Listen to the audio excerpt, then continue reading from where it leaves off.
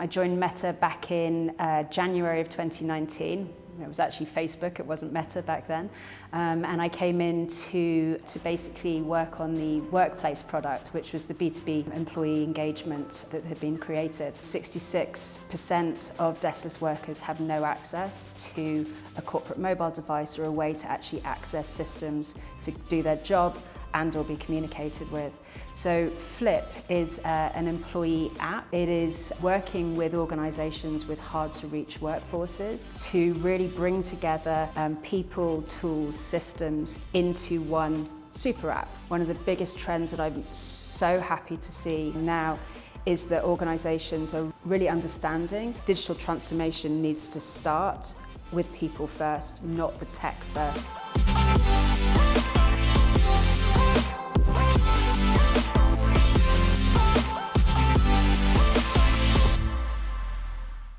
Hi everyone, and welcome to the last episode of this series of Tech Talks with TFN, and this is Akansha Timri, the editor and founder of Tech Funding News. And like all of the interesting profiles that we had on this series, we have last but not the least, which is Abby Guthkelch, who's the VP and Executive Advisory of Flip. How are you, Abby? I'm very, very well. Thank you so much for having me. Thank you so much for taking out time for us. How was your weekend? Did you enjoy the sunshine over here? Yeah, I mean, the sun was there and then it disappeared again. It seems to be this year, really, doesn't it? I know, the whole year has been like this glorious weather right now. But tell me more about yourself. You're the sunshine right now, the sunshine nails. So tell me about your experience and how do you finally decide to be at Flip? You have a very interesting career and I see all the keywords over there. Yeah, so I joined Flip just over a month ago from Meta.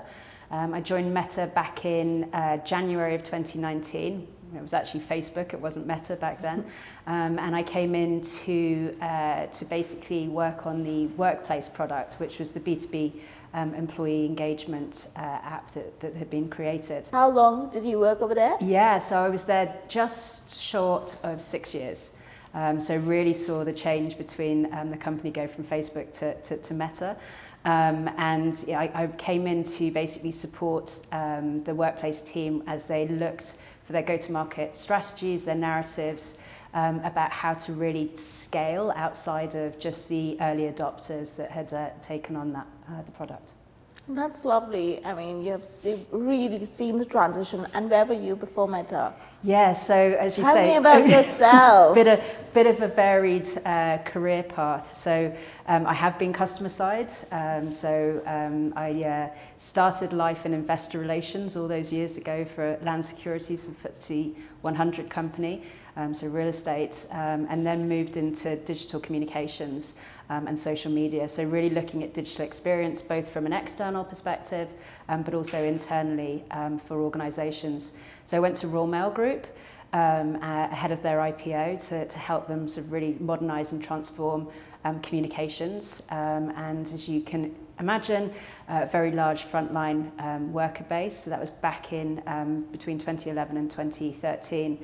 And one of my roles was within that was really looking at how to empower those frontline workers. Now, Workplace Flip didn't exist at the time, back in the sort of 2011, 2012 period. So I had to create an extranet for them, which was a way to connect all of the systems, etc., in, which was very cumbersome, but it sort of like did the job back then. I then went to HSBC. In fact, I didn't. I went to an agency, an Omnicom agency, and was a consultant helping organisations again with their digital experience propositions. And then from there, I went to HSBC Bank, headed up social media globally for HSBC, and then had my own consultancy, which I was merrily doing for a few years before Facebook gave me a call about the role at Workplace. Facebook always calls the founders and they want them from WhatsApp to Meta. And no worries. But I think your experience at Workplace really helped because Flip is doing something similar. So how are you using that approach and what is your profile at Flip and how are you building that up for Flip? Yeah, absolutely. So at Workplace or at Meta, I was the global head of executive solutions, started life in the Workplace team, and then over the last couple of years, my remit very much expanded out across the whole of the Reality Labs product portfolio. So looking at the VR, AR, AI products.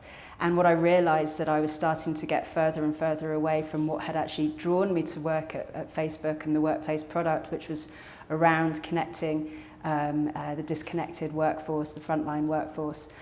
So when I came to look at Flip, who are very much focused on empowering and connecting this sort of deskless worker, one of the things that I was really attracted by was the fact, or is the fact, that they are so customer centric when it comes to product development and really putting the end user as well as the customer at the heart of how to make decisions in terms of product roadmap, etc.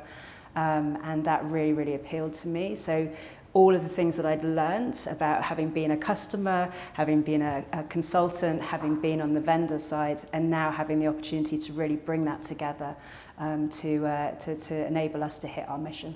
That's lovely.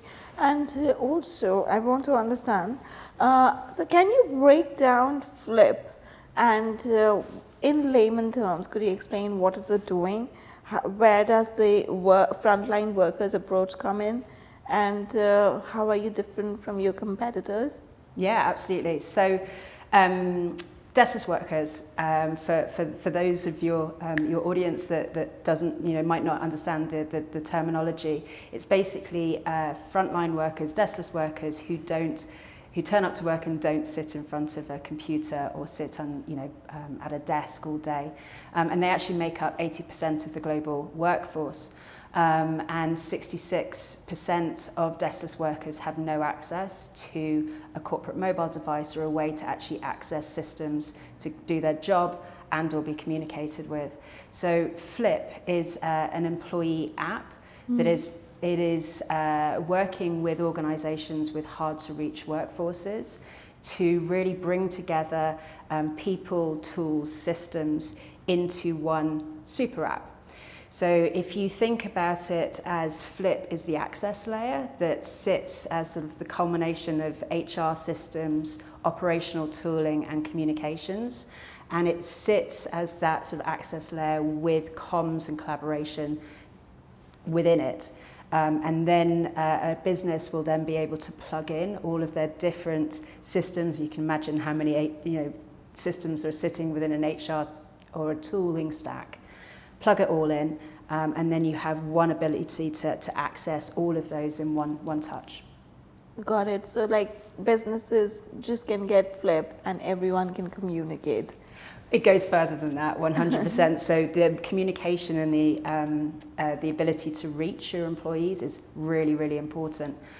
But where the real transformation happens is when you are empowering people to be able to do task management. You're able to get them to manage their schedules, your shift management, etc. So you're actually enabling the value of getting work done more efficiently and effectively within one app, as well as then giving them the opportunity to build community and culture. It's also offering a lot of other features apart from just communication. So it could be a LinkedIn related wall feeds, posts, or also actually assigning tasks, as you said. So I just want to understand, what are the new features that you're planning to add and create a differentiation?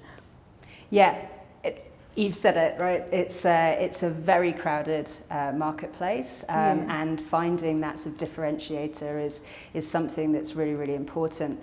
We've recently bought or acquired the Bot platform, who are a enterprise software organisation who are working with comms and HR teams to help them to automate different journeys, have AI agents, etc. So that workflow automation, that acquisition has enabled us to really supercharge our efforts in this space, which we believe is going to give us a really good differentiator versus some of the other solutions in the market.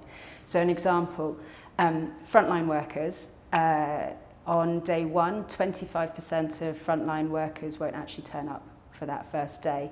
And then following that, 29% of them won't have access to the right training to do their onboarding. And then 90% of them won't have access to the right amount of information. Fast forward 6 months, 30% of them have dropped out of that company. And it costs 10% of an employee's salary to then replace them. So you can imagine for a business with a very heavy frontline workforce, that is incredibly inefficient, it's very cost cumbersome, cost prohibitive. So when you are actually looking at how an AI agent or automation can come in, you can personalize at scale that onboarding process, you can have interactive L&D elements to it, etc. coming through.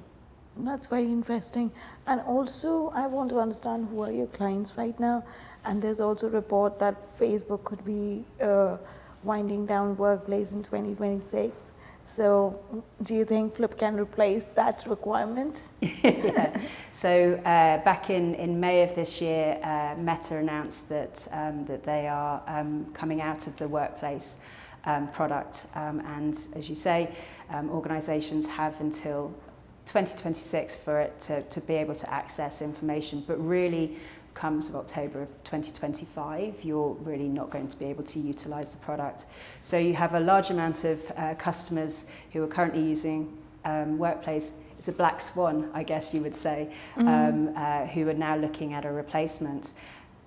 Every organisation is going to be slightly different in terms of what they're looking for. You will absolutely get those that are just looking for a like-for-like replacement, and Workplace, having worked on it for a number of years, is incredibly good from the sort of communications and community element.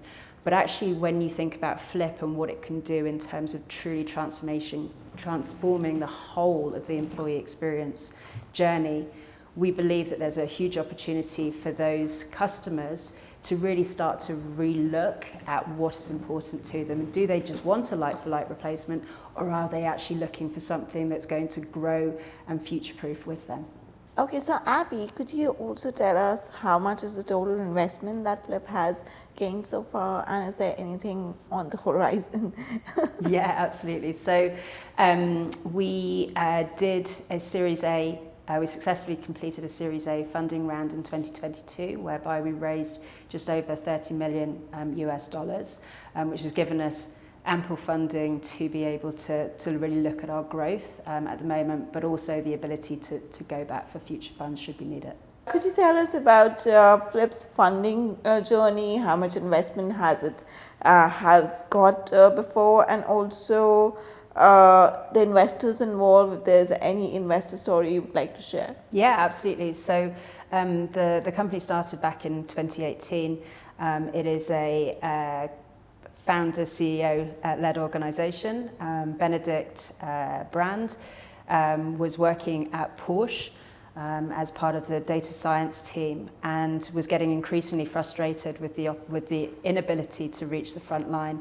And pitched basically to the board of Porsche that actually what they needed was a platform that they could really connect everyone and be able to connect insights as well as be able to communicate with. The board loved the idea, so Benedict and his school friend Giacomo Kenna got together. He's an engineer, and basically worked evenings and weekends to put together the prototype of the product. And Porsche, 6 months later, Porsche became the first customer that the company had. So that was back in December 2018. Fast forward to 2022, Series A funding round was done successfully.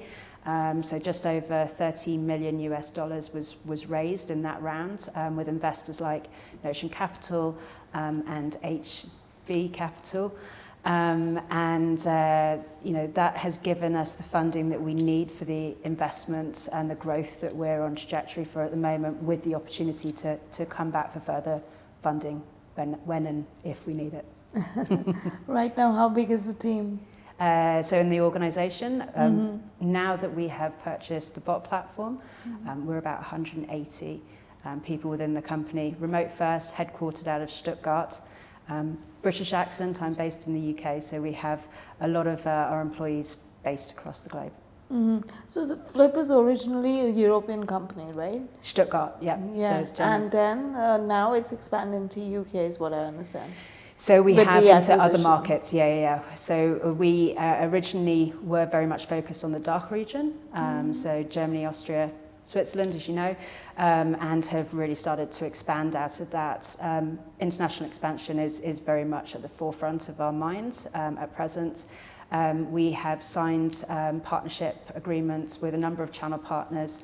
So Enablo gives us access into APAC and North America, and TUXPass into Latin America, and those have happened in the last couple of months, and we're really starting to see those partnerships take. So what are your future goals in terms of, I can see that you have a lot of European big names, Bosch is there, Porsche is there, and then you have US customers like McDonald's. So, and then you expand in the UK. So what is the growth strategy over here? Within the UK?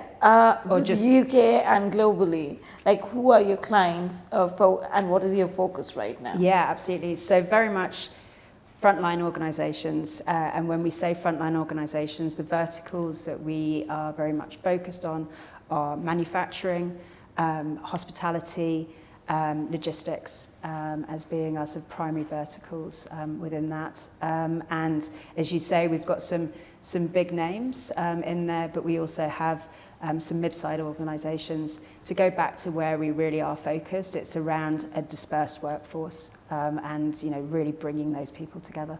Got it. And you have been in this space for so long, and from your varied experience, so what kind of change and transformation have you seen over the years in the employee engagement and management space? Yeah. God, where to start? It has been, really, I know all lines sort of lead back to the pandemic at the moment, but like that just was an acceleration in terms of sort of like the change within organizations. So, even from the fact that people really found their voice and their power to say, do you know what, that's not going to work for me anymore. For those organizations that pivoted to hybrid, now some are coming back to 5 days in the office, etc. That's sort of like flexible working, and then the technology that's needed to be able to really bring all of your people together to work collaboratively in the same way that they could have done in an office. I mean, for me, that has got to be the biggest sort of change that's happened over the last few years. But to kind of bring it back to deskless workers, a lot of people think, oh, well, okay, it's only location-based, and if you're a deskless worker, then you can't have flexibility. That's incorrect. It's about having the flexibility to self-serve your shifts, to be able to do shift swapping, different elements that you can basically bring through with technology. And so what we have been working with, like McDonald's Germany and some of our other customers, is actually looking at those pain points within the employee experience and then building those systems actually into the app to really make them valuable for the end user. Any final advices for these companies which are focusing on underrepresented groups in the deskless force? So I think you will have some great insights for that. # no pressure. So what I would say is really understand who you're trying to support. Don't come at it from an ivory tower thinking that you genuinely understand the pain points and the opportunities. You have to get out into the front line to truly understand the opportunities, the challenges, etc., that they face on a daily basis.